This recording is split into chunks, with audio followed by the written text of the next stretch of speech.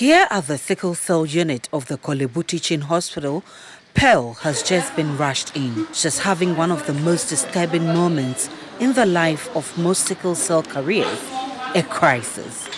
She's going through severe pain. People like Pearl live through daily episodes of pain. Well, I discovered I had sickle cell when I was in senior high school, so that's where everything began. When my parents knew, but my mom didn't inform me because apparently that was the reason why my dad had to leave. So I went to a school that was very, very cold in the Eastern region. So the place was very cold, so I was constantly getting crisis. I didn't know what exactly was going on until the doctor asked me to go for a test to check. So after the test came out and I got to know that I had sickle cell anemia. And I didn't know, at that point I didn't know what was happening. So he took me to a psychologist who counseled me to accept that this is what's happening to me.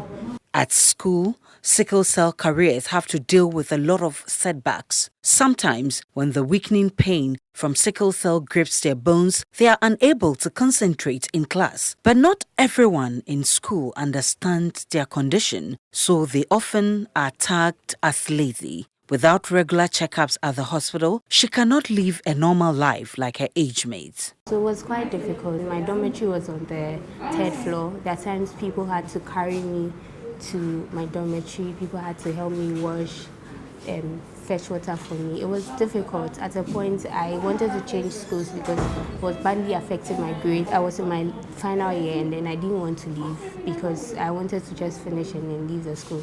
But it was quite tough, and then people didn't accept it. They didn't understand what was happening, so it was very difficult to be in the boarding house. There were circumstances where people were always complaining that I was always falling sick. To the extent that they said I was using that as an excuse not to work, because anytime we're given work to do, they would say, Pearl is exempted, we are not supposed to do it.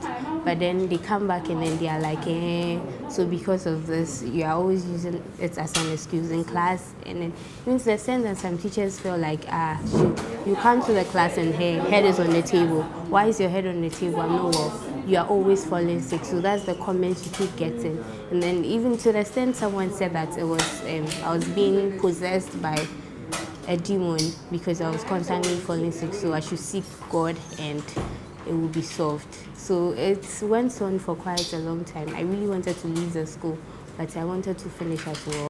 This condition comes with a deep distorted perception, all because of abnormal red blood cells in the body. Dr. Wadi has been treating patients with the disease for over 3 years. Sickle cell disease is basically a blood disease. It's inherited, that is, people receive it from their parents. People inherit a set of genes from either parent. So if you inherit the abnormal gene from your mother and your father, you end up with sickle cell disease. It is a disease of the red blood cells. Usually the red blood cells are supposed to be disc-shaped or donut-shaped. But in sickle cell disease, under certain conditions, they become like a crescent or a half moon shape. And these abnormal red blood cells are rigid and they stick together, and so they tend to block the blood vessels, and so they prevent adequate blood flow through the vessels, and that is what causes the symptoms that are associated with sickle cell disease. Sickle cell disease sufferers, usually they go through a lot of pain, and it's not easy for them. They live a life usually of a lot of pain. Sickle cell disease also has a lot of complications apart from the pain. They have liver complications, kidney complications, heart complications, eye complications. They also have leg ulcers as well. So it's actually a difficult disease to live with. Our institute here is quite small. It's quite small. We don't really have the facilities to take care of the number of patients that we get. We don't really have adequate bed space. We don't run a 24-hour clinic, so we just see them on outpatient basis. Even those who come with emergencies, we manage and then they go home, or we refer if they are too sick to go home. So sometimes it's difficult. It's difficult, and we tend to see the same group of patients that we have coming. So you're part of their journey, you're part of their lives, and sometimes when they get complications along that line, it's difficult and it's really sad. When people start dating with the ultimate aim of marriage, it is important that they check their sickle cell status. But this is something many people take for granted, only to suffer the frustrating consequence when they give birth to children who carry the sickle cell. I wouldn't want my child to go through what I'm going through because it's quite painful. Sickle cell pain is very, very painful, and I wouldn't want her to. So with anyone I meet, I'll tell you that I am sickle cell anemic, and if you don't want to be with me, then you can go. But if you're understanding enough to stay with me, why not? But I tell you, I make you know that this is what I go through, the pain, what I do to relieve pain and everything.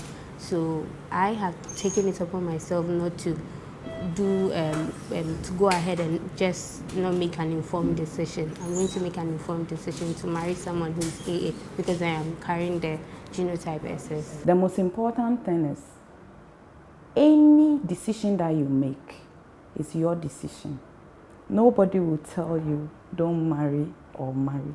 It's your decision. But we want you to make an informed decision where you know everything, and now you sit down and say, okay, I know everything, so this is what I want. When they come, we take them through what we call psychoeducation. We educate them about everything, then we allow both of them to make an informed decision. Aside being in constant pains, sickle cell carriers live with fear of being stigmatized. Mary Kwiampoma is a specialist psychologist who has seen a lot of clients who live life under the weight of stigma from friends, workmates, and society in general. When it comes to living with sickle cell, it has a lot of psychosocial implications.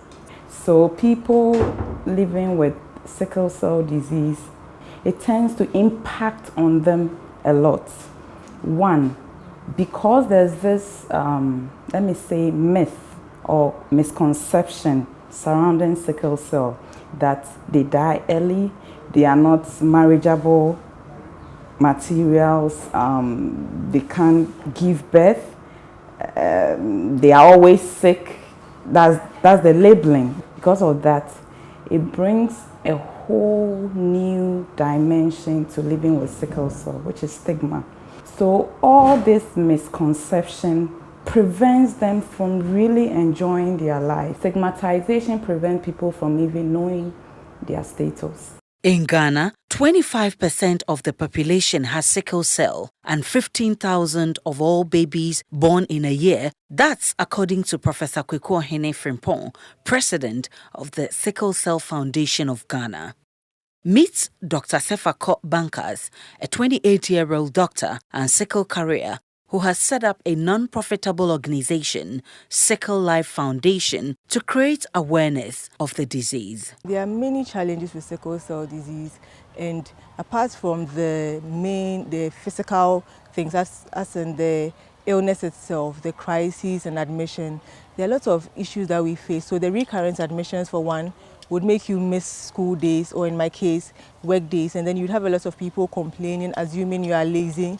And then also, if you are in an institution where your output determines how much you earn, so that maybe when you are missing a number of days, it's deducted from your salary, then you know that it's going to have an effect. And even for the students, if you are missing school days, then it means that you will not have as much information as your colleagues, or even you may have a crisis or fall sick during exams, so then it will affect your output. So we realize that a large number of sickle cell patients or persons living with sickle cell disease are a little behind in their academics. So Sickle Life is a health advocacy group. We focus on sickle cell disease specifically, and what we want to do is to educate the public about sickle cell disease, to empower them to make informed decisions about the condition.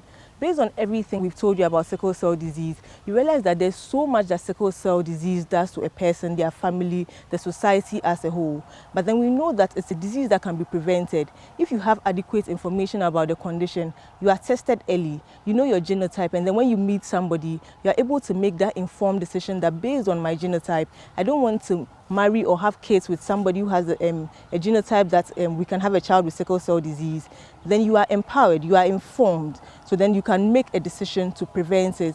Other than that, other things that we do is that we provide information so that there are people who already have the condition and then they need to know some life skills. So what to do to prevent a crisis? Is it going to be healthy living? So avoidance, wearing warm clothes, eating healthy, a lot of hydration, drinking lots of water, preventing infections, going for reviews. So we provide social support for persons living with sickle cell disease so that it makes the journey a little smoother. As the world marks Sickle Cell Awareness Day, the call is simple. Know your sickle cell status, make an informed decision, and stop stigmatization. Jacqueline Johnson-Quay's report for Joy News.